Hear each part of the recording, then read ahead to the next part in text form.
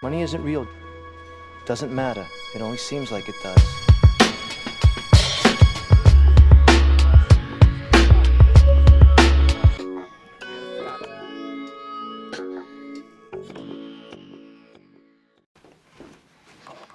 Obey your plank overlords. What is up, ladies and gentlemen? Welcome back to another episode of the Ruckus with Alex Himes. Today, I am happy to have another good buddy of mine on the program, and this guy has been making waves on the scene. I've watched him since day one, from when we were back doing videos on Sports Me, throwback to that over almost a year ago now.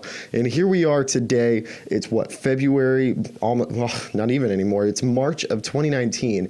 I go on Facebook and I see that this guy is doing the play-by-play of an IFL game. He'll take the snap, and he'll look left. B.J. Hill over the middle. No, he's going to get sacked in the end zone. That's good for 2 points. Let's call the safety.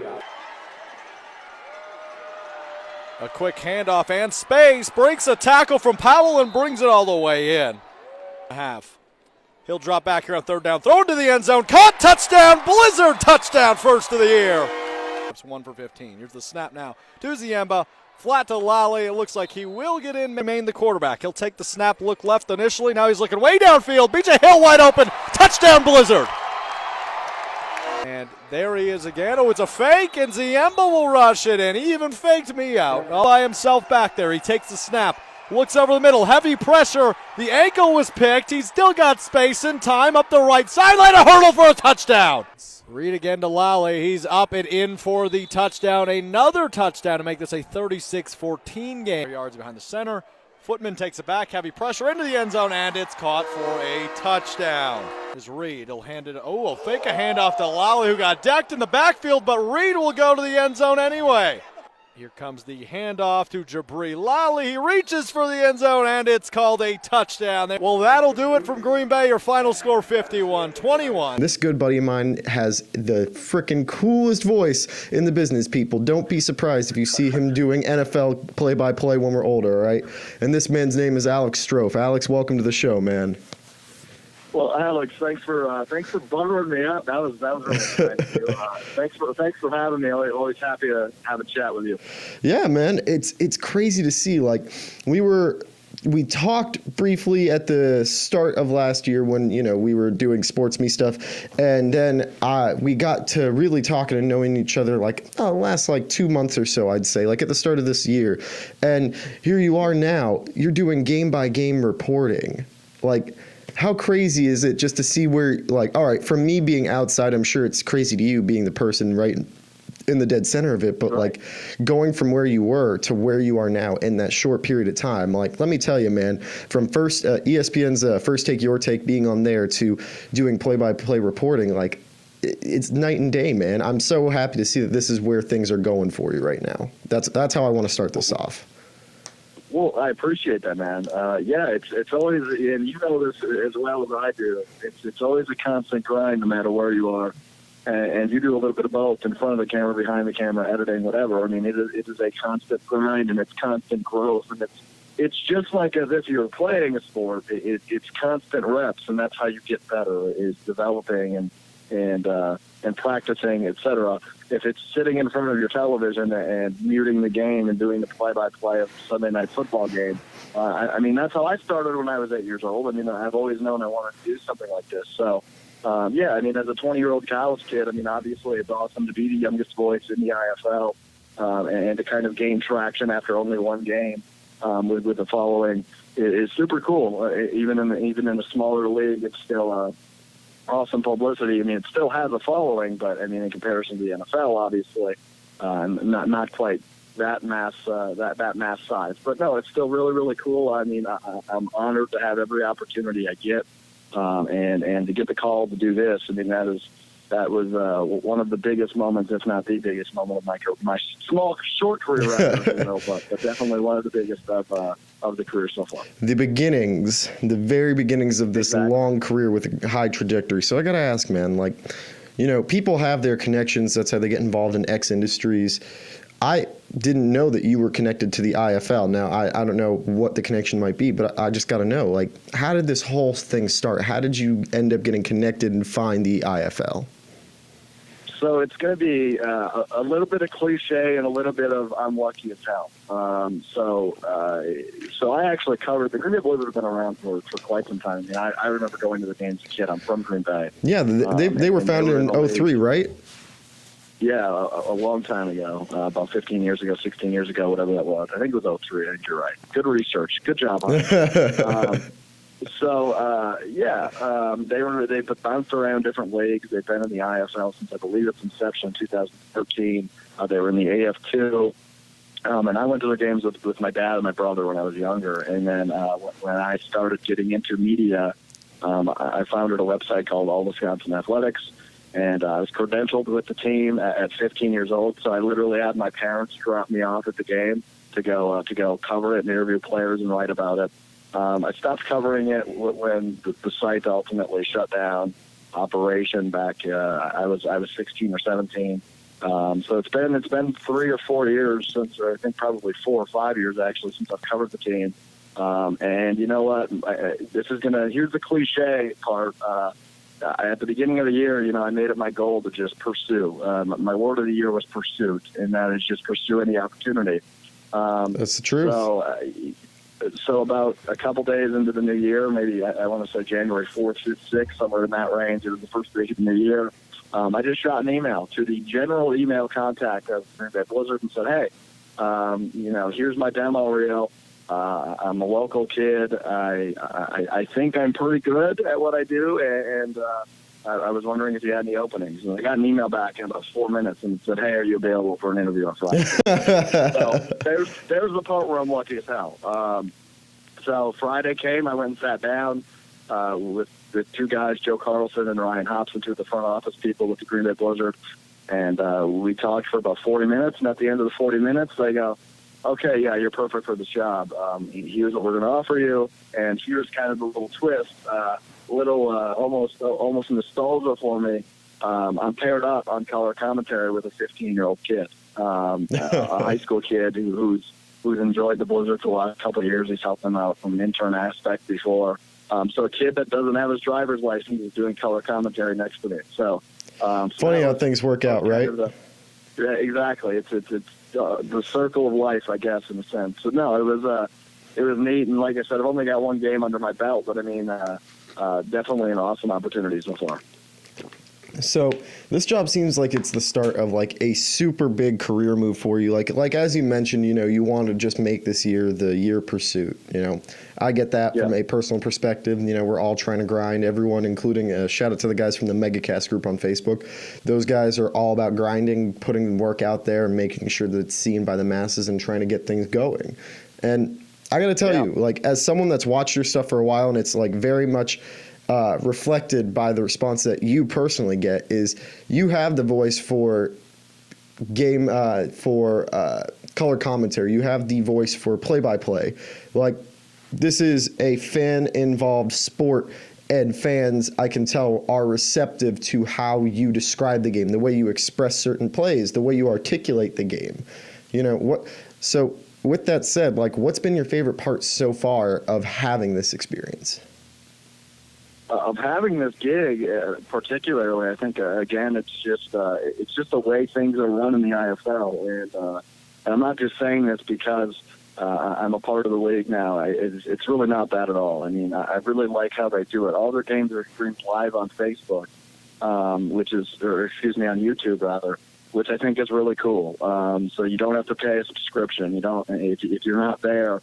You can sit on your laptop, which is what I did this weekend. I didn't have a call this weekend, so I sat down and watched all 3 games on Sunday on YouTube, and I interacted with fans. And I think that's the cool part. You have somewhere around 1,000 to 2,000 people watching a game at a time, and if you're the guy on the call, if you just have your laptop open and you participate in the chat a little bit, people like that. And I think interaction is so important, and that's something I've preached since I started this, is the world we're in now is interaction is so freaking important. And people like that small thing. So I think the interaction just with the casual IFL fan, and again, obviously this isn't the size of the NFL or maybe even the AAF was that we won. I think it's super cool. And the one game I did, we actually happened to face, from a fan base standpoint, probably the biggest team in the league in the Arizona Rattlers. So they had watch parties going on at bars in Phoenix. They had, they had a bunch of fans obviously watching their team from Phoenix take on a team in Green Bay. And the Rattlers, fun fact for you, just had their home opener yesterday on Sunday. And David Johnson from the Arizona Cardinals was there. So it's cool to see different people kind of coming around arena football, which is obviously a lot different than outdoor NFL type football or even AAF type football. But it's still cool to see that it does have a niche and that people do enjoy it, because when you see a guy bust through a wall just to make a catch or fly over a wall just to make a catch, there's something special about that you don't get in the NFL. So, I think just the difference of the games and being able to be around something that has its own niche is something that's always interested me. And you've known me for a short time, but I know you know that I do indeed love anything that has its own niche and anything that is special in its own way. I love to be a part of that. And when you reference the MegaCast, that's another thing where it's got its niche, and I think it's really cool to be a part of. So anything like that, you can probably count me in, and I think that's probably been my favorite part of the IFL experience thus far. I mean, I know that wasn't probably the best answer, but well, at least it was descriptive enough and colorful. I mean, it makes sense, right. Being able to experience something that is very different than the norm, but it's almost similar enough to the norm in that, although the IFL is indoor and it's slightly different than NFL rules and whatnot, it's still the same premise. It's football at the end of the day, Exactly. So it's cool to see its own take on things. Yeah, that's well said. I mean, you look at a 50-yard field and with walls around it. I mean, it looks more like a hockey rink than it does. Yeah. I mean, a lot of these teams do play on hockey rinks. The Green Bay Blizzard do. They share their arena with a local hockey team and also the UW Green Bay basketball team. So I mean, it is pretty cool to see the differences. But again, at the end of the day, the premise is football, and they do stick to that. So your team right now, I got to say, the Blizzard, I've done my research on them. Of course, you got to do it going into these interviews. And, man, they've had 3 IFL appearances and no conference finals matchups since joining the IFL. So as someone that's joined the team, as someone that's watched the team for years, what, to you, is the team's biggest issue or weakness? So from an overall standpoint, I think it's been, I don't want to say lack of recruiting, because we do have really good recruiters and we get solid players that were good at D1 colleges. We've got guys from Clemson this year that are on the squad. So I mean, Chikar Johnson being one of them. Yep. So I mean, we have names that were solid. We have former national champions. We have guys that played in big bowl games that actually played. Not only were on the team, but played in big time games. So I don't know if you can put a finger on it. I mean, is it a monetary issue? Because, I mean, other teams obviously bring in more money and can offer bigger salaries. Maybe that's it. But, this year, and a lot of people, both fandom and within the organization this year, have said to me, in the last 5 years, this is the most excited we've been from a football aspect. Because, the last couple of years, this team has won 3 or less games all 5 seasons. So a lot of coaching changes. It seems like they finally got a solid coach in Corey Roberson that's going to actually make it through the full season. So we'll see. I mean, I remember when I reported on this team, they were without a win through, I think, 8 of the 14 weeks, and I called the front office to ask for an interview with the coach, and I was informed that the coach had been let go literally 5 minutes before I called. So funny timing, right? That was actually and that was actually, I mean, I was 15 at the time. I was in my English class, but we didn't have anything to do in high school. Whatever that would have been, my sophomore year or freshman year of high school. And that was the first kind of, I don't want to say big story, but that was the first story I ever broke. So, I mean, surrounding this team has been a lot of adversity and issues, but I think, this team got their first win of the year in week 2.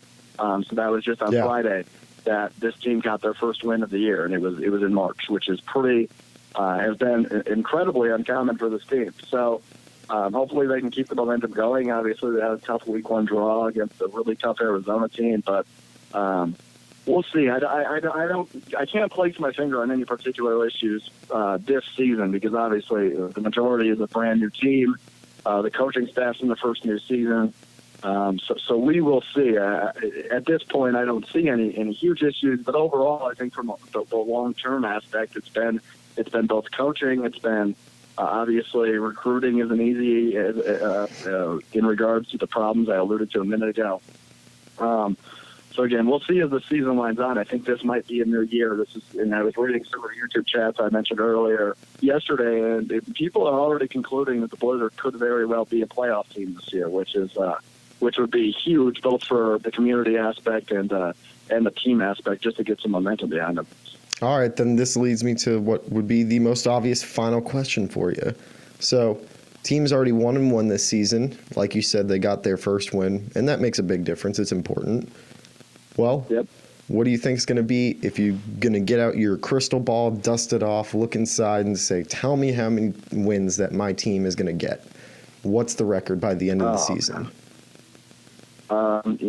It's tough. They have an interesting schedule, and it's a couple of games against teams that I haven't seen a whole lot of yet. So, totally ballpark guess. I'll go 8. That would be huge. That's pretty good. That is pretty good, and I think that's good enough for a playoff spot as well. So I'll say 8. Maybe it's because I'm biased. I grew up a fan, and now I'm working for the team. I'll go 8. We'll see. I could be totally wrong. It could be another 3-win year, or maybe they surprise us all and win 9 or 10 or even, which that would be absolutely unheard of. But it's cherry on the cake, at least from the Blizzard standpoint. But I'll go 8. All right. 8's final good record. All right. Well, I got to say, I'm hoping for your Blizzard. I got to give them a little bit of respect. I'm always appreciative. I'm that stereotypical sports fan in the sense that, the underdog story is always one that gets to me, and I want them to do well. So I'm going to root for your Blizzard for you. And you know what? Because we're here, I'm going to throw you one question right off the bat. This is not IFL related, although I do appreciate coming on to talk about the IFL. I got a question for you about the NFL and your NFL team. Yeah. Okay. All right. So we've heard rumors on numerous shows that have linked Antonio Brown and even Le'Veon Bell to the Packers. There's so many teams that are going to throw their hats in the race to get either one of these guys, and it seems like the Steelers are going to do everything at this point to move at least one, if not both of these guys. I'm pretty sure if they're all in on moving AB at this point. I think Le'Veon is one of those situations where if they move one and things slightly change for the other, they can maybe convince him, but I think he's good to go at this point. So, in your opinion, do you think the Packers have a shot at landing one of those two players? And if so, who? I never want to count out the Packers. It's only year 2 of a new management. They made waves last year. The biggest move probably being the opposite of an addition, and that being a subtraction when they cut Jordy Nelson. Yep. And obviously they signed guys like Jimmy Graham and Muhammad Wilkerson last year. So I never want to count anything out. Antonio Brown's asking price right now is low. However, I don't see the Packers pursuing either one super hard. I imagine if they might throw, say, hey, we'll give you a 3rd-round pick for Antonio Brown and see if it lands. And that's really what Brown's good for right now. I don't think he goes for a 1st-round pick because it's kind of already a foregone conclusion he's gone. But just with the way he expects guaranteed money right off the bat, I don't think the Packers are going to want that. And Le'Veon Bell, it's a different situation where he gets to pick where he goes. So we'll see. I don't think so. I think they're comfortable with Aaron Jones and Jamal Williams at the back.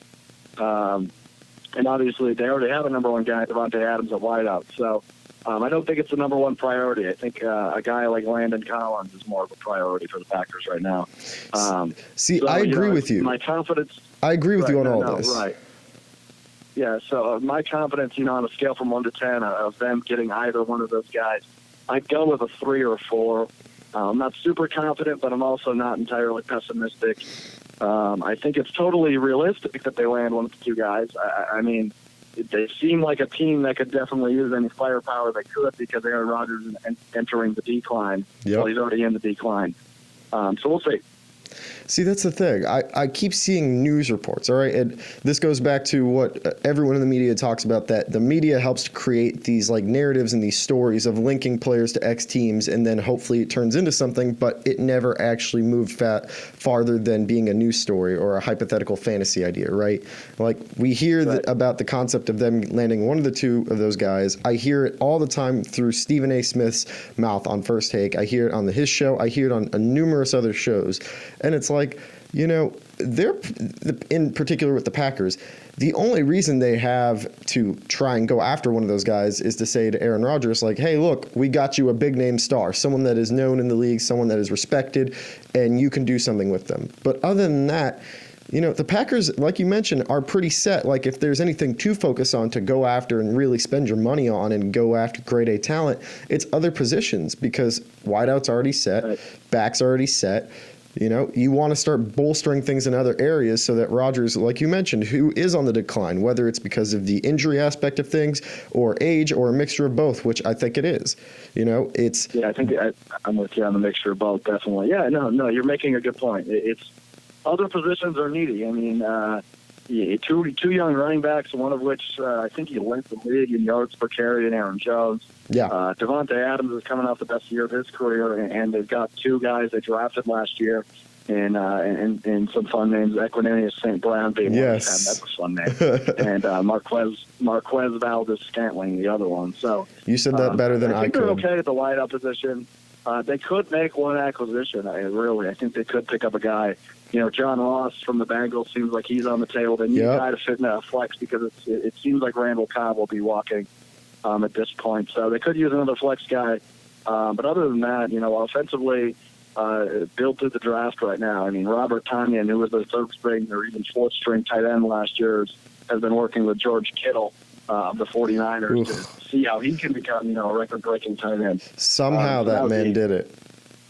Right, exactly. Somehow, with that 49ers team. And speaking of the 49ers, I think that's the most realistic spot for Antonio Brown right now. And I know that's kind of been the team that's been in there since day one. Yeah. Is Antonio Brown. Or for Antonio Brown is the 49ers. And Le'Veon Bell, I think I'm finally on the bandwagon. I think we see him in Baltimore. I think we see him in purple, especially after seeing the Ravens cut Alex Collins. And I know that was a law issue rather than a football issue. But it makes sense. But I see Le'Veon Bell going to the rival team. I really do. I think he becomes a Raven. So those are my picks. But if one of them lands with the Packers, I don't think I'll complain too much, especially if it's Bell on a short-term deal. But we'll see. Fair enough. All right. My buddy Strouf, man, thank you for making time out of your day to come on the show. I really do appreciate it, bro. Definitely. And it means a lot seeing that you're doing well and that you're on the come up. I'm loving these IFL games, guys. Do yourself a favor and check out the Green Bay Blizzard and the IFL, because this guy Strouf, man, is taking over the waves of the IFL, giving some of the best play-by-play I've heard. And that's not me buttering him up because I'm a good buddy of his, but that's because I genuinely believe it. And if you listen to a game, it's going to be one of those things where you're like, all right, time to go watch another one. So, Strouf, man, thank you for coming on. Guys, don't forget to check out his Instagram. Do you want to give him the DM name? Sure, yeah. I'm on Instagram at Alex Strouf, and then on Twitter at Alex_Strouf, because at Alex Strouf is hacked. That's a whole other story. But I think I need to come on more often for all these compliments, man. My ego has never been boosted this high in a period of 30 minutes or less. So I appreciate all the kind words. You keep killing it, and thanks for having me. All right, bro. Have a good one, guys. And thank you again for tuning in, ladies and gentlemen. Don't forget to check out all the other great content at Alexander Himes on YouTube, at Alexander Himes on Facebook, Alexander_Himes on Twitter for the same reason Stroufman had. I don't know why Alexander Himes on Twitter wasn't free, but the underscore is there. And also at Himes World on Instagram. All right, ladies and gentlemen, we'll catch you next week on The Ruckus. Money isn't real. Doesn't matter. It only seems like it does.